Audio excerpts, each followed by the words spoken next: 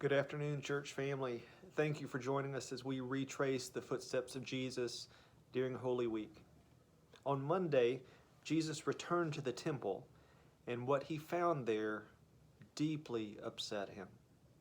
We read the account in Mark 11, where it says, "On reaching Jerusalem, Jesus entered the temple area and began driving out those who were buying and selling there. He overturned the tables of the money changers and the benches of those selling doves, and would not allow anyone to carry merchandise through the temple courts. And as he taught them, he said, 'Is it not written, my house will be called a house of prayer for all nations? But you've made it a den of robbers.'" To understand what's happening here in this moment, we need to go back and look at the model of the Jerusalem temple that we saw yesterday. Here you see the massive temple structure. In the middle of it is the actual temple itself. But surrounding it was a massive courtyard. This had been built or expanded by Herod the Great.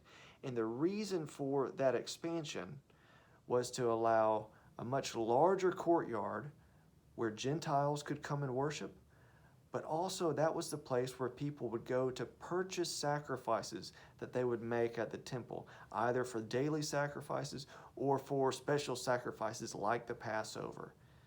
You see, in the book of Deuteronomy, God's people were told if they're traveling from far away, they're not to bring their sacrifices there with them, but rather take money to buy animals for the sacrifice. This was a way to make it easier for the people to go and to present an offering or a sacrifice to God at his temple.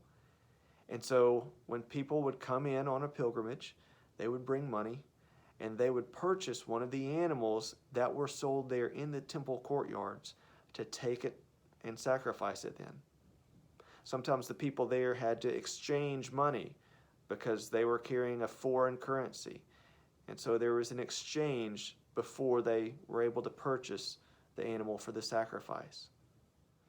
So what bothers Jesus here isn't just that there's buying and selling of animals or exchanging of money, but that this is all taking place in the temple courtyards where Gentiles are coming to worship God. You see, they weren't allowed to go into the inner courtyards to worship. In fact, as this inscription tells us, they were forbidden under penalty of death from going beyond the barrier that led to the inner courtyards. And so as they're trying to draw near to God in worship, all of this buying and exchanging has begun to crowd out and hinder their worship. It's begun to take over the place where they're coming to draw near to God. And Jesus is saying, this shouldn't take place at God's temple.